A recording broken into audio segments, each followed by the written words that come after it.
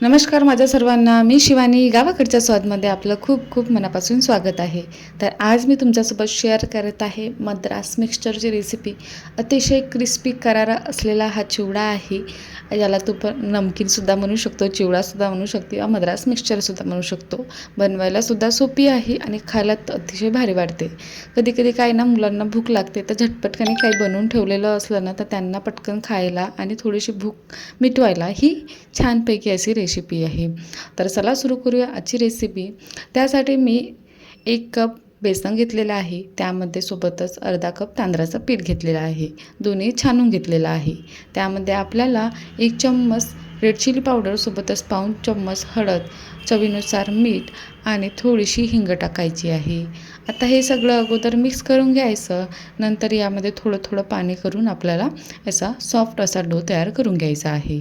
हा जो डो बनवत आहो आपण, तो सेव गारण्यासाठी बनवत आहो. नॉर्मली जे आपण शेव बनवतो ना, अगदी तशाच प्रकारे याला बनवायचा आहे आणि असाच डो, सॉफ्ट असा डो तयार करून घ्यायचा आहे.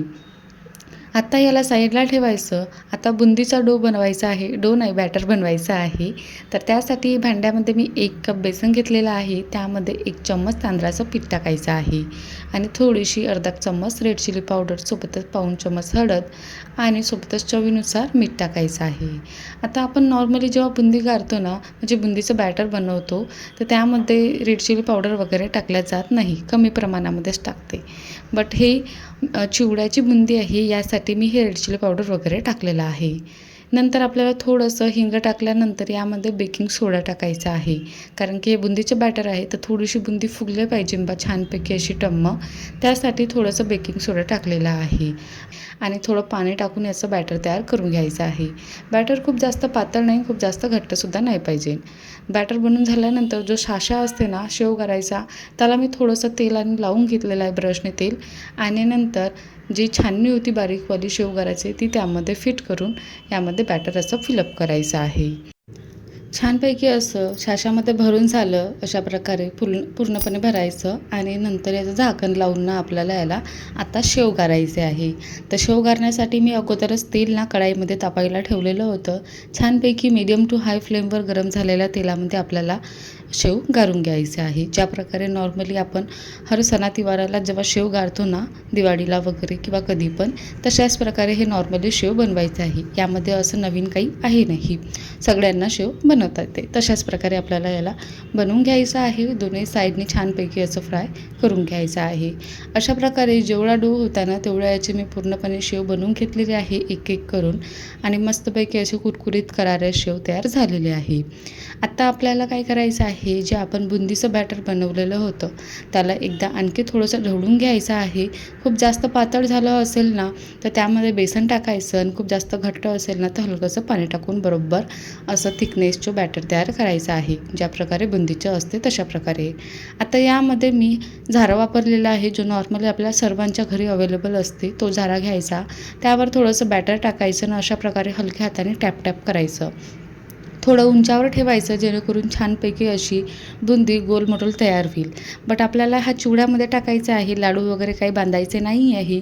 तर यामध्ये तुम्हाला जशा प्रकारे बुंदी बनवता येईल ना, म्हणजे गारता येईल ना, तशा प्रकारे काढू शकता. थोडीफार हिकडी वगैरे झाली किंवा अलग शेप आलं, शेपूट आलं, काही आलं तरी काही फरक पडत नाही.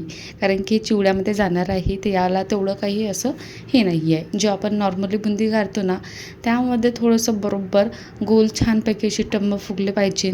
त्यावेळेस थोडी काळजी घेणं पडते. यावेळेस तितकं काही आहे नाही. अशा प्रकारे मी 2-3 टाईम जेवढी कढाईमध्ये मावेल ना, तेवढ्या प्रमाणामध्ये बुंदी गारून घेतलेली आहे, थोडं थोडं करून. आणि हिलासुद्धा थोडंसं अलटवत पलटवत छानपैकी असा कलर येईल इतपत फ्राय करून काढून घ्यायचं आहे.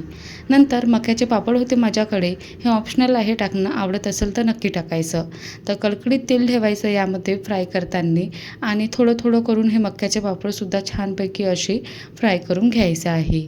यामध्ये तुम्ही थंड तेलामध्ये फ्राय करायला टाकाल ना, तर ते जास्त प्रमाणामध्ये तेल ॲब्झॉर्ब करते, याची काळजी घ्यायची. म्हणून छानपैकी असं कळकळीत तेलामध्ये मक्याचे पापड फ्राय करून घ्यायचे आहे. नंतर शेंगदाणेसुद्धा फ्राय करायचे आहे. यामध्ये जेवढ्याही वस्तू मी फ्राय करायला घेत आहे ना, ते तुमच्या आवडीनुसार कमी जास्त करू शकता. तर मी हे 1-1 कपच्या जवळपास सगळ्या वस्तू घेतलेल्या होत्या आणि त्या फ्राय करून घेतलेल्या आहे. नंतर दालियासुद्धा फ्राय करून घेतलं व काजू बदामसुद्धा घेतलेला आहे. काजू बदाम फ्राय करताना गॅसची फ्लेम लो ठेवायची, कारण की ते लवकर करपतात. आता बघू शकता हलकीशी माझं तेल थोडं म्हणजे कढईतलं जास्त तापलेलं होतं, त्यामुळे थोडेसे करपले हलकेसे. तुम्ही याची काळजी घ्यायची. नंतर जे लसूण होतं ना, त्याला मी थोडंसं ठेचून घेतलेलं होतं. त्याची फोल नाही काढली, म्हणजे साल नाही काढली, डायरेक्ट ठेचून घेतलं बत्त्याने आणि ते फ्राय करायला टाकलेले होते. सोबतच कढीपत्तासुद्धा टाकलेला होता. आणि शेवटी मी यामध्ये जे जाडवाले पोहे असते ना, त्याला फ्राय करायला घेतलेलं आहे. आता यामध्ये काय होते, शेवटी यासाठी टाकलं कारण की जास्त प्रमाणामध्ये तेल ॲब्झॉर्ब करते पोहा, आणि पोह्यालासुद्धा फ्राय करताना तेल छानपैकी तापलेलं पाहिजे. कमी याच्यावर कराल ना तर ते सुद्धा जास्त प्रमाणामध्ये तेल पिऊन घेतात आणि त्याच्यामुळे मग ते बरोबर जास्त फुगतसुद्धा नाही. तर ह्या 2-3 गोष्टीची काळजी घ्यायची. आणि नंतर आपल्याला जेवढ्या वस्तू फ्राय करायच्या होत्या सगळ्या फ्राय करून झाल्या मला, आणि काही मसाले घेतलेले आहे. आता मोठा घमेला घेऊ शकता किंवा अशा प्रकारे गंज घेऊ शकता. त्यामध्ये मी अगोदर बुंदी आणि पोहा टाकला. नंतर जे फ्राय केलेले पापड, शेंगदाणे, दालिया, लसण आणि कढीपत्ता वगैरे हे सगळं टाकायचं आहे, आणि शेवसुद्धा टाकायचं आहे, काजू बदाम वगैरे म्हणजे जेवढे फ्राय केलेलं आहे त्या सगळ्या वस्तू टाकायच्या. सुरुवातीला हे सगळं असं मिक्स करून घ्यायचं, मसाले वगैरे टाकण्याच्या आधी मिक्स करून घ्यायचं, जेणेकरून सगळं साईडला आपल्याला हे मसाले लागेल बा यासाठी. पूर्णपणे मिक्स करून झाल्यानंतर यामध्ये मी रेड चिली पावडर, सोबतच चवीनुसार मीठ, थोडीशी पिठी साखर 2 चम्मच आणि आमचूर पावडर आणि चाट मसाला टाकलेला आहे. यामध्ये असे एक्स्ट्राचे मसाले नाही, फक्त हे जे नॉर्मल आपल्या घरी अवेलेबल असेल ना तेच टाकलेले आहे. नंतर मिक्स करून घ्यायचे. मिक्स करून झाल्यानंतर मस्तपैकी याला एन्जॉय करायचं. यामध्ये फक्त एकच काळजी घ्यायची की बघा, बुंदी काढताना जे बुंदीचं बॅटर आहे ना ते खूप जास्त असं पातळ किंवा खूप जास्त असं घट्ट नको. दुसरं म्हणजे जेव्हा तुम्ही मक्याचे पापड फ्राय कराल ना त्यावेळेस तेल छानपैकी तापलेलं पाहिजे, आणि पोहासुद्धा फ्राय कराल ना त्यावेळेससुद्धा छानपैकी असं तेल तापलेलं पाहिजे. आणि काजू बदाम फ्राय करताना तेल थोडंसं मंद पाहिजे, म्हणजे कमी तपलेलं पाहिजे. ह्या 2-3 गोष्टीची काळजी घ्यायची. आणि शेव करतानासुद्धा खूप जास्त असं कडकडीत धुवाधार तेल नाही पाहिजे, थोडंसं कमी पाहिजे, हलकंसं मीडियम फ्लेमवर गरम झालेलं.